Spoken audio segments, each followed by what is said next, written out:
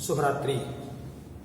रात क्लास लेने के लिए सभी छात्र एवं छात्राओं को मैं आर.एस. पटेल, हिंदी गुरु, आप सभी लोगों का हार्दिक वंदन एवं अभिनंदन करते हैं। प्रिय छात्रों, विगत वर्षों की भांत इस भांत भी सुपर टेट का बैच और सीटेट का बैच दोनों बैच संस्था में चल रहा है और आप लोग क्लास अवश्य लें। सीटेट का बैच जो है वो टोटल शिक्षण पद्धति पे चल रहा है। जैसा कि सीटेट में शिक्षण पूछा जाता है उसमें व्याकरण का कोई रोल नहीं है। शहर के व्यक्तिगत संस्थान है जो केवल व्याकरण ही पढ़ाते रहते हैं, उसका कोई रोल नहीं है। शिक्षण आता है, आप लोगों को जानकारी होना चाहिए। आप सागर अकादमी में एडमिशन लीजिए, आपको टोटल सीटेट शिक्षण पद्धति पे पढ़ाया जाएगा जो वहाँ का रूल और रेगुलेशन है। प्रिय छात्रों, आप लोग वीडियो को देखने से पहले वीडियो को सब्सक्राइब जरूर कर लिया करें। जब आप वीडियो को सब्सक्राइब करेंगे तो इसका परिणाम आपको बेहतर मिलेगा। अब इन्हीं बिंदुओं के साथ प्रिय छात्रों, देखिए, इसके पिछली वीडियो में मैंने आप लोगों को क्रिया के बारे में पढ़ाया था और उसमें कुछ भाग बचे हुए थे। तो आज आप देख रहे हैं ये व्हाइट बोर्ड पे क्रिया लिखा गया है और आपके पेपर में पूछता है अर्थ के आधार पर क्रिया के भेद। अर्थ के आधार पर, अर्थ के आधार पर क्रिया के भेद। अर्थ के आधार पर क्रिया के भेद। तो अर्थ के आधार पर प्रिय छात्रों, क्रिया के केवल दो भेद होते हैं, जिसमें पहला जो लिखा गया है वो सहायक क्रिया है और जो दूसरा लिखा गया है वो प्रिय छात्रों आपका संयुक्त क्रिया है। अब प्रश्न बनता है सहायक क्रिया किसे कहते हैं। जैसा कि विगत वर्षों में टीईटी परीक्षा में, शिक्षक पात्रता परीक्षा में पूछा गया था कि सहायक क्रिया क्या है। तो सहायक क्रिया वो क्रिया होती है जो मुख्य क्रिया की सहायता करती है। मुख्य क्रिया की सहायता करती है। सहायक क्रिया वह क्रिया होती है जो मुख्य क्रिया की सहायता करती है। मुख्य क्रिया की सहायता करती है। मुख्य क्रिया की सहायता करती है प्रिय छात्रों, तो उसको सहायक क्रिया कहा जाता है। इस तरीके से बच्चे को याद होना चाहिए। इसके लिए देखो हम ट्रिक से बता दे रहे हैं। ट्रिक को आप इसे ध्यान रखेंगे, जब किसी भी वाक्य में अंत में रहा है, रही है, रहे हैं, रहा था, रही थी, रहे थे इत्यादि क्रियाएं अगर आपको मिलती हैं प्रिय छात्रों, तो वही आपकी सहायक क्रिया होती है। बहुत आसान है, इसमें कठिन कुछ नहीं है। जैसे कहा जाए, उदाहरण के तौर पे कहा जाए, घोड़ा सड़क पर दौड़ रहा है। घोड़ा सड़क पे दौड़ रहा है। अब आपसे पूछा जाए रहा है रेखांकित पद में कौन सी क्रिया है, तो आप बताएंगे सहायक क्रिया है, क्योंकि मैंने यहाँ लिखा है ट्रिक पे, रहा है, रही है, रहे हैं, रहा था, रही थी, रहे थे, रहा होगा, रही होगी, रहे होंगे। तो ये आपकी कौन सी क्रिया हो गई प्रिय बच्चों, प्रिय छात्रों, प्रिय सहपाठियों, तो ये आपकी हो गई सहायक क्रिया। आपको गलती नहीं करना है। हम कह दें उदाहरण के तौर पे, बच्चे पढ़ाई कर रहे हैं और आपकी परीक्षा में पूछा जाए रेखांकित पद में कौन सी क्रिया है, तो देखिए ट्रिक पे लिखा गया है रहे हैं, तो ये कौन सी क्रिया है, ये आपकी सहायक क्रिया है। प्रिय बच्चों, इसी प्रकार से सहायक क्रिया को देखा जाता है। ये बात सबके समझ में आ गई है।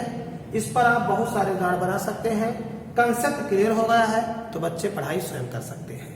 टीचर का मतलब होता है, अध्यापक का मतलब होता है कंसेप्ट को क्लियर करना, मैटर को क्लियर कर देना। तो मैटर मैंने क्लियर कर दिया है। कभी आप गलती नहीं करेंगे प्रिय छात्रों। अब आगे चलते हैं। जब हम आगे चलते हैं तो आपको मिलता है संयुक्त क्रिया। अब आप लोग देखें कि संयुक्त क्रिया क्या होती है। प्रिय छात्रों देखिए, ये संयुक्त क्रिया है। देखिए व्हाइट बोर्ड पे लिखा जा रहा है, दोबारा मैं लिख दे रहा हूं। ये है आपका संयुक्त क्रिया। संयुक्त क्रिया। तो सबसे पहला प्रश्न तो ये बनता है प्रिय छात्रों, संयुक्त क्रिया क्या होती है। संयुक्त क्रिया वह क्रिया होती है जिसमें दो क्रिया का मेल होता है। दो क्रिया का मेल, दो क्रिया का मेल होता है प्रिय छात्रों। दो क्रिया के मेल में जो पहली क्रिया होती है वो होती है आकर्मक क्रिया प्रिय छात्रों, और जो दूसरी होती है वो होती है साकर्मक क्रिया। साकर्मक क्रिया कभी कभी आपके पेपर में पूछता है कि संयुक्त क्रिया में कौन कौन सी दो क्रिया होती है, तो अकर्मक होती है और सकर्मक होती है प्रिय छात्रों। जो अकर्मक क्रिया होती है इसको मैंने बताया था स्वयं होने वाली क्रिया। ये स्वयं होने वाली क्रिया है। स्वयं होने वाली क्रिया, जो स्वयं होने वाली क्रिया है वो अकर्मक है, जो किसी के माध्यम से होने वाली है वो सकर्मक है। ये किसी के माध्यम से होती है।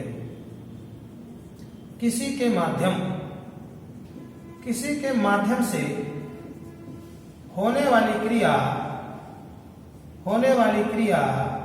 सकर्मक होती है प्रिय छात्रों। तो इसमें अकर्मक और सकर्मक का मेल होता है। लेकिन आपके टीईटी पेपर में आपके पुलिस लेखपाल एसआई जो भी परीक्षा आपको देना है पूछेगा कि संयुक्त क्रिया में कौन सी क्रिया प्रधान होती है, तो अकर्मक क्रिया क्या होती है, प्रधान होती है। आकर्मक क्रिया प्रिय छात्रों ये प्रधान होती है। ये क्वेश्चन टीईटी परीक्षा में अभी तक पूछा गया है, ऑल वनडे में भी पूछा गया है। अब आकर्मक क्रिया प्रधान होती है, जैसे यहाँ लिखा जाए बेचना लिखा जाए, यहाँ पे हंसना लिखा जाए, यहाँ पे रोना लिखा जाए, यहाँ से फिसलना लिखा जाए, ये सब आकर्मक क्रिया होती है। और जो इसके बाद में सकर्मक क्रिया होती है प्रिय छात्रों, ये भूतकाल में होती है। यही इसकी पहचान है, भूतकाल में होती है। इतनी बात प्रिय छात्रों अगर आपके समझ में आया है तब इस पे उदाहरण जो हम प्रस्तुत करेंगे वो बात आपके समझ में आएगी। इतनी बात समझ में आ गई है। अब हम आगे इस पर उदाहरण देते हैं कैसे हमारे बच्चे इसको आसानी से समझ पाएंगे, जो कि एकदम टोटल ट्रिकी बेस पे आपको बताया जा रहा है। इस किताब में इसकी कोई परिभाषा का जिक्र नहीं किया गया है। ये तो मेरे द्वारा खुद की ट्रिक बनाई है जो ऑल वनडे के लिए एकदम रामबाण है। जैसे कहा जाए उसने अपना घोड़ा बेच लिया। प्रिय छात्रों देखिए क्या बेच लिया, घोड़ा। तो बोलो बेचना क्रिया है कि नहीं है, है। इसको कौन सी क्रिया कहेंगे, आकर्मक क्रिया कहेंगे। और लिया क्या कहेंगे, इसको हम सकर्मक क्रिया कहेंगे। और प्रिय छात्रों ये बताइए जो लिया शब्द लिखा गया है क्रिया, ये भूतकाल में है कि नहीं है, है। अगर ये भूतकाल में है प्रिय छात्रों, ये कैसी क्रिया है, ये आपकी संयुक्त क्रिया है। क्यों भाई बच्चों, समझ में आया। निशा, गुड्डा, गुड़िया, समझ में आया, आया। तो इसी को कहते हैं। जैसे कहा जाए 2010 में पूछा गया था, 2010 में बीएड इंट्रेंस में पूछा गया था, वहां घर पहुंच गया, वहां घर पहुंच गया। तो प्रिय छात्रों देखिए पहुंचना ये कैसी क्रिया है, ये आपका आकर्मक क्रिया है प्रिय छात्रों। और गया जो है ये कैसी क्रिया है, ये आपकी सकर्मक क्रिया है प्रिय छात्रों। और सकर्मक क्रिया होने के साथ साथ क्या है, ये भूतकाल में है। इसलिए बोलो ये कैसा उदाहरण है, संयुक्त क्रिया का उदाहरण है। उसने घोड़ा बेच लिया, या वह घर पहुंच गया, घोड़ा फिसल गया। अब घोड़ा फिसल गया लिखा गया है, घोड़ा फिसल गया। प्रिय छात्रों, घोड़ा फिसल गया, घोड़ा फिसल गया। ये जो गया है ये सा कर्मक क्रिया है प्रिय छात्रों, और जो फिसलना है ये आकर्मक क्रिया है प्रिय छात्रों। इसलिए आप कह सकते हो ये किस क्रिया का उदाहरण है? ये संयुक्त क्रिया का उदाहरण है प्रिय छात्रों। इस प्रकार से ये क्रिया जो होती है आपकी संयुक्त होती है, सहायक और संयुक्त, ये दोनों क्रियाएं आपकी समाप्त हुई हैं। क्रिया का चैप्टर जो आपके पेपर में प्रश्न आता है उसको मैंने समाप्त किया है। अब अगली जो और चैप्टर आता है वो नेक्स्ट वीडियो में आपको बताया जाएगा।